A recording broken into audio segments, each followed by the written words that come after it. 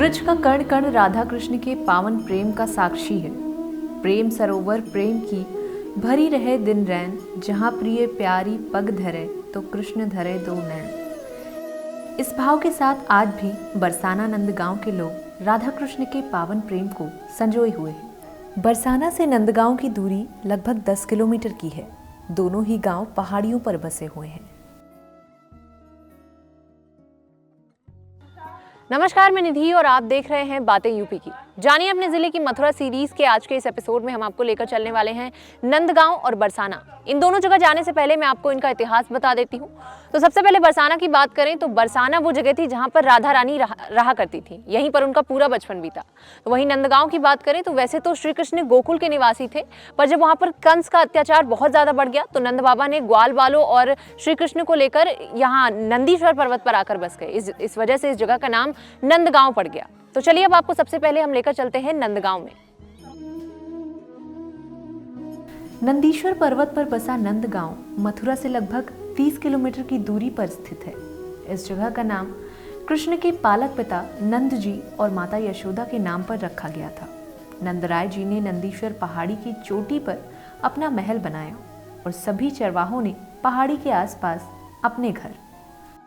नंदगांव को वृंदावन के उपवनों में से एक माना जाता है और ये वृंदावन की सीमाओं के भीतर आता है। नंदगांव में कई मंदिर हैं जो भगवान श्री कृष्ण के अतीत के लिए समर्पित हैं। तो अभी हम आ गए हैं नंदगांव यानी श्री कृष्ण के पालक पिता नंद बाबा के गांव में। ये गांव नंदीश्वर पर्वत पर बसा हुआ है। यहाँ पर नंद बाबा का एक भव्य मंदिर भी है जिसके चारों ओर मजबूत दीवारें हैं और इसका फैलाव मथुरा के गोवर्धन तक माना जाता है। ये यहाँ का मुख्य मंदिर है। मंदिर तक पहुँचने के लिए 60 से 70 सीढ़ियाँ चढ़नी पड़ती हैं। नीचे पामरी कुंड नामक सरोवर है। यहाँ यात्रियों के ठहरने के लिए कई धर्मशालाएं भी मौजूद हैं। नीचे उतरते ही पास ही में यशोदा कुंड मौजूद है, जहाँ कभी यशोदा जी कृष्ण कन्हैया और दाऊ जी के साथ स्नान करने आया करती थी। अब हम आ गए हैं नंदगांव यानी नंदीश्वर पर्वत पर स्थित एक पहाड़ी पर जिसका नाम है चरण पहाड़ी। कहते हैं इस पहाड़ी पर श्री कृष्ण के चरण आज भी मौजूद हैं। क्या है इसके पीछे की पूरी पौराणिक मान्यता, आइए जानते हैं। कृष्ण भगवान का ये चरण है। चरण बनने से जगह का नाम है चरण पहाड़ी, और मैं जब से रह गया जगह का नाम हो गया चरण पहाड़ी आश्रम। कृष्ण भगवान जिस समय जसोदा मैया से कह दिया, बोले माता जी मेरा मन करता है गैया चराने के लिए, तो जसोदा मैया ने मना कर दिया, बोले बेटा गोपाष्टमी को गोचारण लीला होगा। कृष्ण भगवान कह दिया माता जी मेरा नाम है मनमानी, मैं बेईमानी नहीं करता हूँ, मैं छोटे छोटे बछड़ा चराऊँगा पहले। तो बच्चा चारण लीला जब ये भगवान करने के लिए घर से निकले, जब लाला यहाँ आए, शंकर भगवान का एप्लीकेशन पहले से लग रहा था। शंकर जी कह दिए, बोले प्रभु जी तुम्हारी जो चरण है मेरा ऊपर विराजमान होना चाहिए। तो शंकर जी का मनोकामना को पूरा करने के लिए यहाँ दक्षिण दिशा को मुँह करके यहाँ पे वेणु बजाए। तो वेणु बजने से पत्थर पाषाण भी पिघल गया। नंदेश्वर पर्वत जो शंकर भगवान भी मुलायम हो गए, चरण बन गया, और इसी जगह का नाम हो गया चरण पहाड़ी। नंदगांव की परिक्रमा 4 मील की है।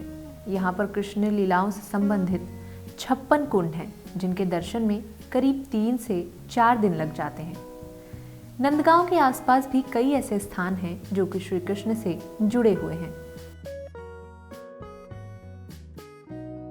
शनिदेव प्रभु भगवान श्री कृष्ण के दर्शन को आए थे ब्रजमंडल में। सब देवी देवता आ रहे थे, इन्होंने भी सोचा कि मैं भी भगवान श्री कृष्ण के दर्शन को चलूं। भगवान श्री कृष्ण के दर्शन को पहुंचे, मैया जसोदा ने मना कर दिया कि मेरा लला डर जाएगा, आपकी वक्र दृष्टि है। तो शनिदेव प्रभु को अपनी दृष्टि पर थोड़ा फीलिंग हुआ और यहाँ आके विराजमान हो गए टोकला वन में। 11 साल की अवस्था में भगवान श्री कृष्ण यहाँ गौ चराने आए इसी वन में। तो शनिदेव प्रभु को उनको दर्शन दिया कोयल बन के, किसी स्थान पर कोयल बने थे भगवान श्री कृष्ण, तो इनको दर्शन दिया और भगवान श्री कृष्ण ने इनको आशीर्वाद दिया, तुमने मुझे कोयल के रूप में पहचाना तो मैं आपको आशीर्वाद दे रहा हूँ, आप ब्रज मंडल में ही निवास करो और मेरे भक्तों का कल्याण करो। जैसे भी भक्त यहाँ आते हैं तो सारी मनोकामना उनकी भगवान पूर्ण करते हैं। राधा जी भगवान श्री कृष्ण का प्रेम और निकुंजेश्वरी मानी जाती हैं, इसलिए राधा किशोरी के उपासकों का ये अति प्रिय तीर्थ है।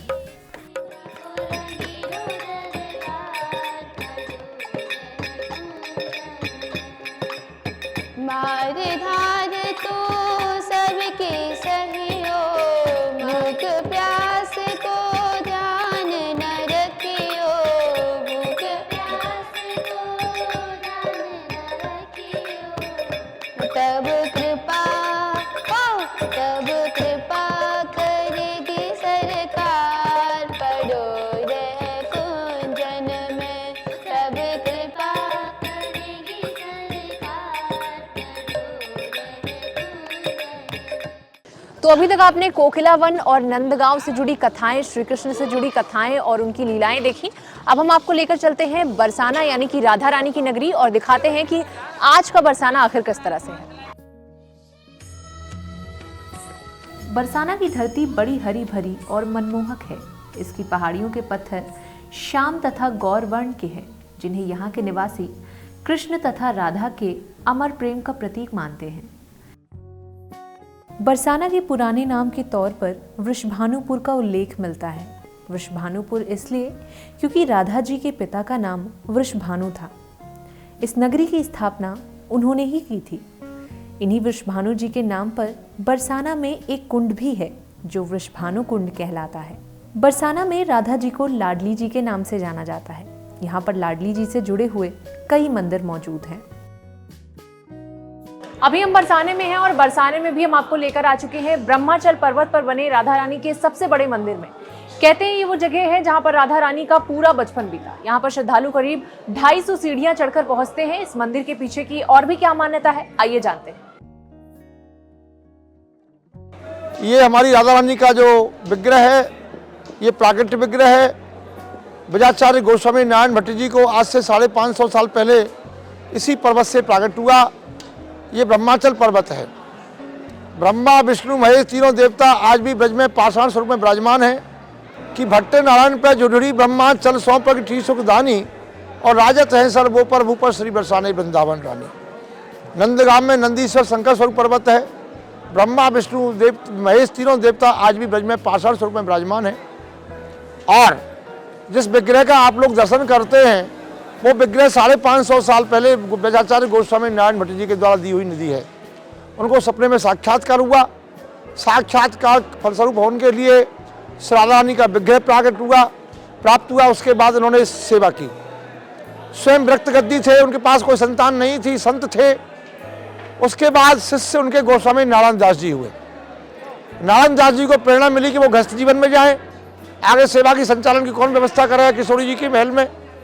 तो उनकी जो शिष्य गोस्वामी नारायण दास जी को सेवा मिलने के बाद गोस्वामी नारायण जी को गृहस्थ जीवन में प्रवेश दिया गया। उनके गृहस्थ जीवन में जाने के बाद हम लोगों की जो वंशावली है, जो हम लोग गोस्वामी प्रकट के नाम से जाने जाते हैं, और आज भी राधा रानी की हम लोग सेवा करते हैं। तो इस तरह से गोस्वामी जो नारायण दास जी हैं, वो हमारे पूर्वज होते हैं। लाडली जी के मंदिर में राधाष्टमी का त्योहार बड़ी धूमधाम से मनाया जाता है। बरसाना के चारों ओर अनेक प्राचीन और पौराणिक स्थल हैं। यहाँ स्थित जिन 4 पहाड़ों पर राधा रानी का भानुगढ़, दानगढ़, विलासगढ़ और मानगढ़ है, वो ब्रह्मा के 4 मुख माने गए हैं। इसी तरह यहाँ के चारों ओर सुनहरा की जो पहाड़ियाँ हैं, उनके आगे पर्वत शिखर राधा रानी की अष्ट सखी रंग देवी, सुदेवी, ललिता, विशाखा, चंपकलता, चित्रा, तुंग विद्या व इंदुलेखा के निवास स्थान हैं। यहाँ स्थित मोरकुटी, गहवर वन व सांकरी खोर आदि भी बड़े प्रसिद्ध हैं। बरसाना में राधा जी की मां कही जाने वाली कीर्ति जी का भी एक भव्य मंदिर भी पासी में है। रंगीली महल परिसर में बना भव्य कीर्ति मंदिर वास्तुकला का बेजोड़ नमूना है। इसकी भव्यता भक्तों को बरबस अपनी ओर आकर्षित करती है। वैसे अब कुछ ही दिनों में होली का त्योहार भी आने वाला है, और जब बात होली पर्व की हो तो बरसाना और नंदगांव की लठमार होली तो विश्व प्रसिद्ध है। लठमार होली में नंदगांव की हुरियारे और बरसाना की हुरियारिनें होती हैं। दोनों के बीच हास परिहास होता है, पर इस परंपरा को निभाने के लिए दोनों गांवों ने मर्यादा की एक लकीर खींची है। हजारों वर्षों से इन गांवों के बीच आपस में वैवाहिक रिश्ते नहीं किए जाते, क्योंकि यहाँ के लोगों का मानना है कि बरसाना का सिर्फ एक ही दामाद रहेगा और वो है श्री कृष्ण, और नंदगांव की बहू सिर्फ श्री राधा रानी। नंदगांव और बरसाना के रहने वाले आज भी आपस में ससुराल की रस्में निभाते हैं। तो मथुरा सीरीज के आज के इस एपिसोड में बस इतना ही। फिर मिलेंगे एक नए एपिसोड के साथ। तब तक के लिए देखते रहें और करते रहें बातें यूपी की।